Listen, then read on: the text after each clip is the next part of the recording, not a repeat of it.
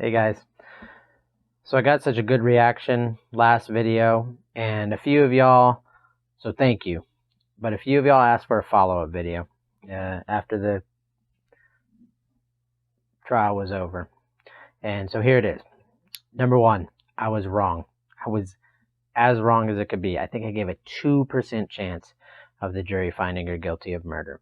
I think if you watch the rest of the video, I was right. And if you're like, how did they find her guilty of murder? Wasn't this manslaughter? Wasn't this criminally negligent homicide? Go back and watch the video. I explain it there.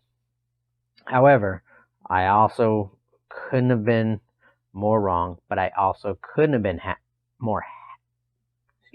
couldn't be happier that I was wrong. The jury followed the law. They did what was right. I think they followed their conscience after listening to all the evidence. And they sentenced her, they found her guilty of murder, and then they sentenced her to 10 years. So first, a lot of people ask, is this going to be appealed? Aren't we worried about appeal? Anytime someone is found guilty, they get an appeal, as opposed to if they're found not guilty, double jeopardy prevents them from the state from appealing, basically. So could it be possible appeal? Yes. However, the judge gave every instruction in the book. She gave a self-defense instruction. She gave a castle doctrine instruction. She gave a mistake of fact instruction. She pretty much gave the defense all those instructions. And if you're wondering why would the judge do this? It's precisely for this reason.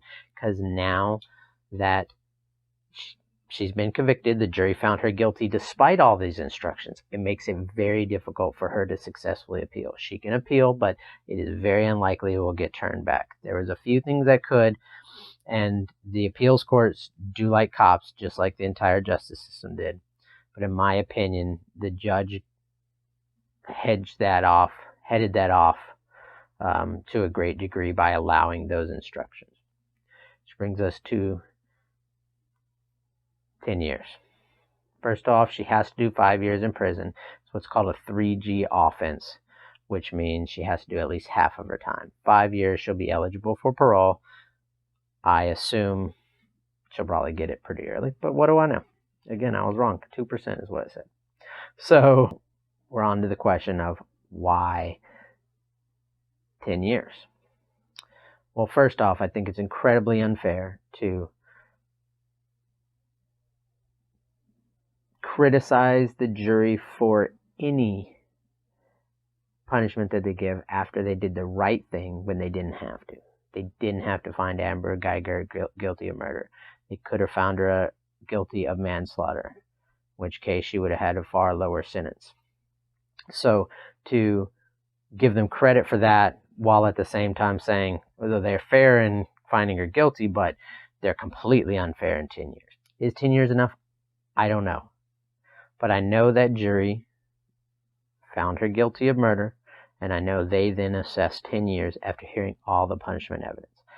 I thought when we first went to trial, 5 years. And then after hearing the punishment evidence, I thought, wow, they could give her 20. It was pretty bad.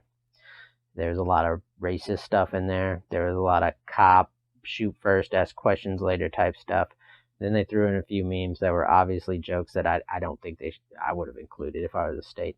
But regardless, the jury did what they did. And honestly, here's what I gotta say. The range for murder is 5 to 99 years. That's a huge range. And I know a lot of people wanted more. And if you're on the jury, you should hold out for more if you believe that. But my question to everybody is, this is for murder. This is not for manslaughter. It's not for criminally negligent homicide. Murder has 5 years. So my question to you is, what kind of case do you think deserves that 5 years? Most people think that Amber Guyger did not go in there with the intention to kill somebody. I should phrase it. Most people think Amber Guyger thought Botham was a robber. That's what most people think. And I think that's what the jury thinks. So this is a crazy 1 in a million case where she thought the person she killed was a robber, but the jury didn't think her mistake was reasonable. But there's still, I don't think because they didn't think her mistake was reasonable, they thought she intentionally killed an innocent person. So that brings me to my question. What kind of case would deserve just 5 years? What kind of case would you have to see? In a murder case, that would get 5 years. They didn't do the minimum. They did 10. She'll serve at least 5 before being eligible for parole. So this is where I want to get. This is the important part of my video. If you're going to listen to any part, listen to this. There's hope here. There's positivity here. You have the same rights as Amber Guyger does. She's a white female cop. I don't care if you're black, brown, male, female, big, small, ugly, pretty. You have that right to a jury trial. If you're in Dallas County, you could easily get that jury. There was nothing magical about that. No matter which county in, you have a right to have your lawyer deselect anybody who can't be unbiased. Any juror who shows any bias, you have the right to have a lawyer take them off of that jury panel. You have a right to have that trial, to present your witnesses, to have your lawyer cross-examine those witnesses, and to keep stuff out that shouldn't be kept out. And then you have those appeal rights if the judge doesn't give you those rights in court. So you have a second fallback position. It's not perfect. The system is not perfect, and it's less perfect for some people than others. I'm not saying that. I'm not saying it's perfect. But in the end, you do have those rights. And every day, I see justice happen for people of all colors, all genders, all races, all religions, all creeds. I just got a black male and a Hispanic male. I got not guilties for them in Denton County, which is a very conservative county. It's possible. Not only is it possible, but you're guaranteed those rights. And that's what's beautiful about our system. So don't despair. Let's concentrate on the positive if we can. Which brings us to what most people think is the most important part of this whole thing. Botham Jean's brother was the highlight of everything. This man looked at his brother's killer, his brother who was innocently killed and who did nothing wrong. And he looked at her after sentencing and said, "I forgive you," and gave her a hug.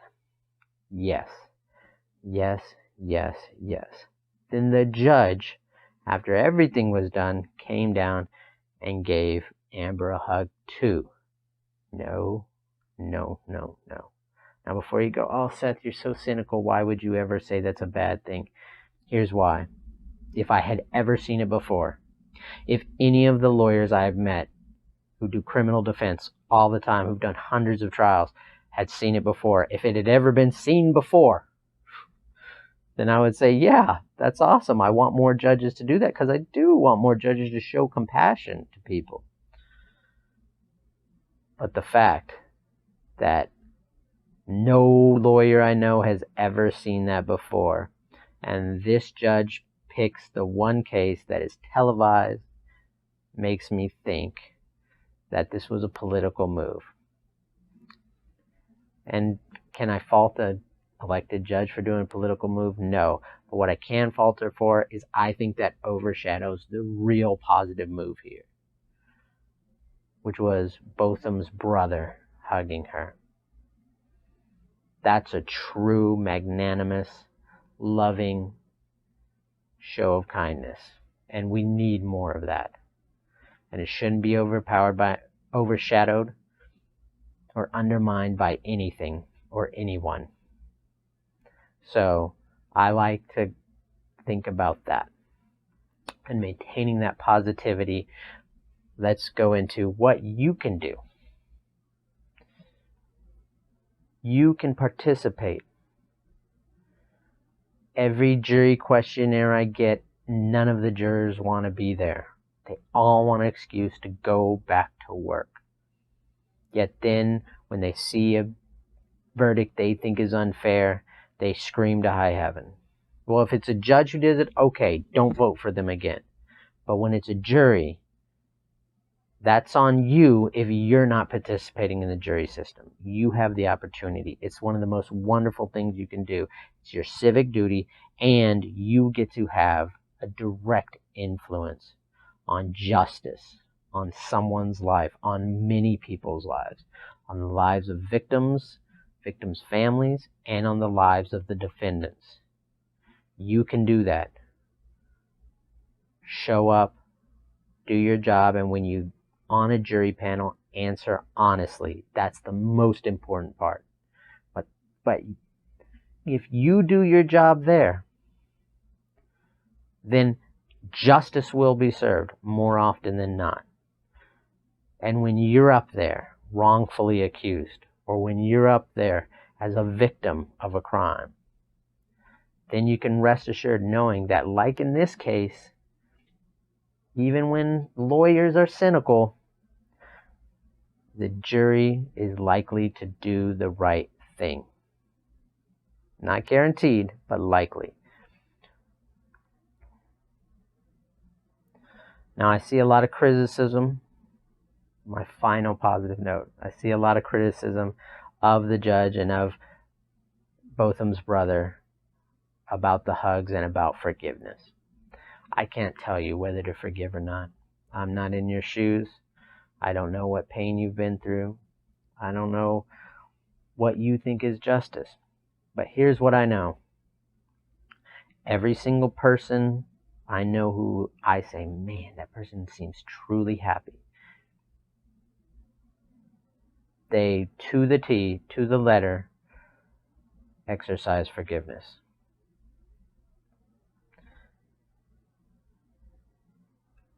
Forgiveness over anything else. And they are happier than those who want retribution over forgiveness.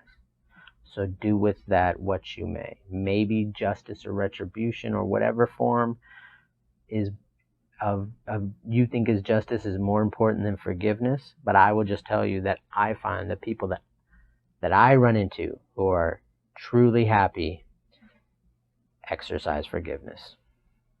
Almost to a T. So with that being said, thank you guys for listening. I appreciate it. I hope you're happy. I hope this video helped you. I hope my last video informed you. And, just to summarize, love over hate, happiness over sadness, peace over anger. Have a good one, guys.